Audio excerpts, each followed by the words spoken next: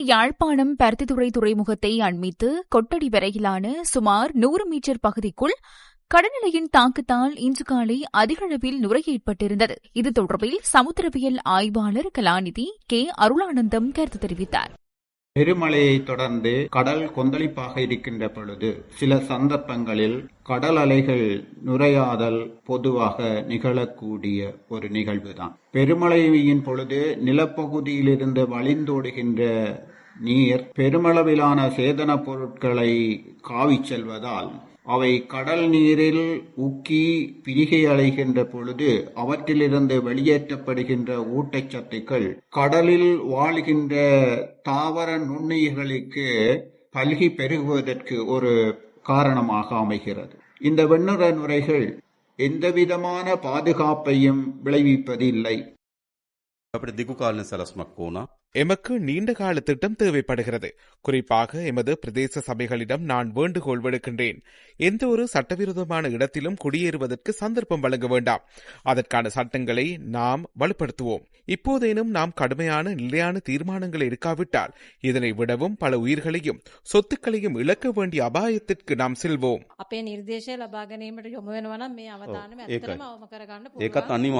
அதனையும் கட்டாயமாக்குங்கள். கட்டிடம் ஒன்றை நிர்மாணிப்பதற்கு அதனை கட்டாயமாக்க வேண்டும்.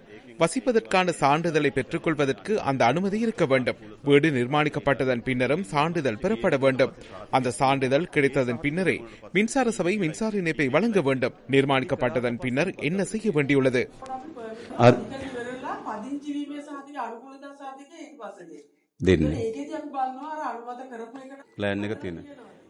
உண்மையில் காணிக்கு சென்று பார்க்கின்றார்களா?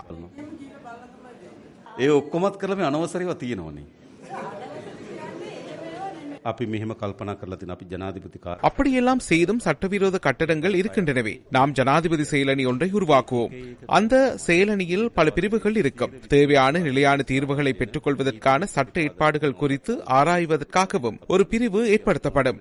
நடைமுறையில் உள்ள சட்டங்களில் உள்ள குறைபாடுகள் என்ன என்பது தொடர்பில் ஆராய்ந்து அறிக்கையிடுவதற்காக ஒரு பிரிவை உருவாக்குவோம். இந்த பிரிவினூடாக இந்த பிரச்சினைக்கு நிலையான தீர்வினை பெற்றுக் கொள்வதற்கான பரிந்துரைகளை பெற்றுக்கொள்ள முடியும். குருநாகல் மாவட்ட செயலகத்தில் இன்று பிற்பகல் நடைபெற்ற விசேட மாவட்ட ஒருங்கிணைப்பு குழு கூட்டத்தில் கலந்து கொண்டு உரையாற்றும் போதே ஜனாதிபதி அனுரகுமார் திசாநாயக்க இவ்வாறு தெரிவித்தார். அனர்த்தம் காரணமாக மாவட்டத்தில் வீழ்ச்சியடைந்த மின்சாரம், நீர்வளங்கள் மற்றும் தகவல் தொடர்பு வசதிகள் உள்ளிட்ட அத்தியாவசிய உட்கட்டமைப்பு வசதிகளை நிறுவுவதற்கு எடுக்கப்பட்ட நடவடிக்கைகள் குறித்து ஜனாதிபதி தனித்தனியாக கேட்டறிந்தார். குருநாகல் மாவட்டத்தில் சேதமடைந்த அனைத்து மாகாண வீதிகள் மற்றும் பிரதேச சபை வீதிகளையும் அடுத்த 2 வாரங்களுக்குள் முழுமையாக மறுசீரமைத்து பொதுமக்களின் போக்குவரத்துக்கு திறக்குமாறும் ஜனாதிபதி சம்பந்தப்பட்ட தரப்பினருக்கு அறிவுறுத்தினார். நாடு முழுவதும் உள்ள கால்நடை பண்ணைகள் குறித்து தரவுகளை மீளாய்வு செய்து இழப்பீட்டுத் தொகைகள் குறித்து விரைவில் கொள்கை ரீதியான முடிவெடுக்குமாறும் அதிகாரிகளுக்கு ஜனாதிபதி பணிப்புரை விடுத்தார். மேலும் நன்னீர் மீன்பிடி தொழிலை மீளமைப்பது, சுகாதார சேவை சார்ந்த தேவைகள் மற்றும் பாடசாலைகளை மீண்டும் திறப்பது குறித்தும் இதன்போது கலந்துரையாடப்பட்டது. இதேவேளை எதிர்க்கட்சி பாராளுமன்ற உறுப்பினர்கள் ஒருங்கிணைப்பு குழு கூட்டங்களுக்கு அழைக்கப்படாமை தொடர்பாக பாராளுமன்ற உறுப்பினர் தயாஸ்ரீ ஜெயசேகர கேள்வி எழுப்பியதை அடுத்து வாய் தர்க்கம் ஏற்பட்டது. இதனிடையே ஜனாதிபதி அனுரகுமார் திசாநாயக்க இன்று காலை அட்டமஸ்தானாதிபதி பல்லேகம ஹேமரத்ன தேரரை சந்தித்து கலந்துரையாடினார். பாதிக்கப்பட்ட மக்களுக்கு நிவாரணம் வழங்குவதற்கும் மக்களின் வாழ்க்கையை வளமை நிலைக்கு கொண்டு வருவதற்கும் அரசாங்கம் முன்னெடுக்கும் திட்டங்கள் தொடர்பில் ஜனாதிபதி தேரரிடம் தெளிவுபடுத்தினார்.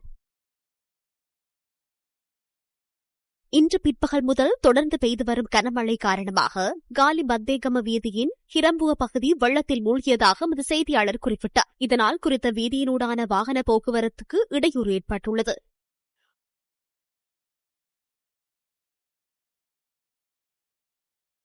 இதேவேளை கனமழை காரணமாக காலி, தங்கெதர பகுதி மற்றும் மாத்தறை கொழும்பு வீதி ஆகியவை இவ்வாறு வெள்ளத்தில் மூழ்கியுள்ளன.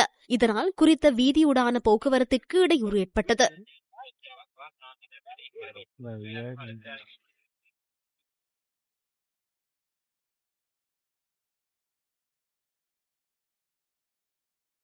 ஏழு பிரதான நீர்த்தேக்கங்களின் வான்கதவுகள் திறக்கப்பட்டுள்ளன.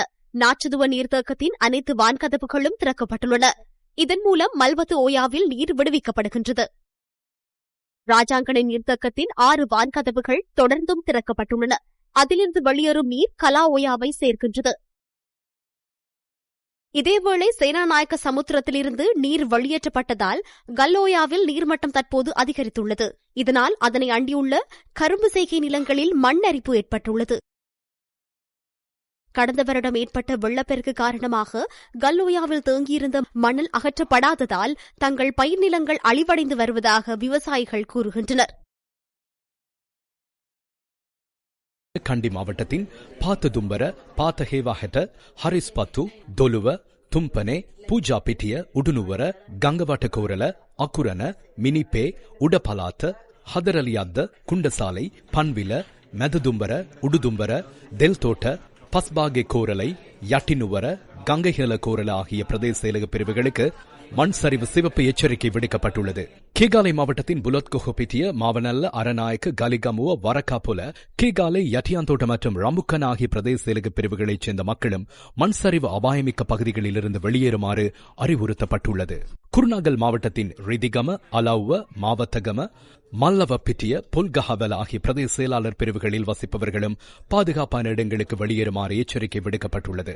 மாத்தளை மாவட்டத்தின் ரத்தோட்ட, வில்கமுவ, லக்கல, பல்லேகம, அம்பான்கங்க கோரல, உக்குவல, மாத்தளை, நாவுல, பல்லேபுல மற்றும் யட்டவத் ஆகிய பிரதேச செயலாளர் பிரிவுகளுக்கும் தேசிய கட்டிட ஆராய்ச்சி நிர்வாகம் மண் சரிவு சிவப்பு எச்சரிக்கையை விடுத்துள்ளது. இதனிடையே நுவரேலியா, மொனராகலை மாவட்டங்களுக்கும் ரத்னபுரி மாவட்டத்தின் சில பிரதேச செயலாளர் பிரிவுகளுக்கும் 2ஆம் நிலை மண் சரிவு அபாய எச்சரிக்கை விடுக்கப்பட்டுள்ளதாக தேசிய கட்டிட ஆராய்ச்சி நிர்வாகம் தெரிவித்துள்ளது.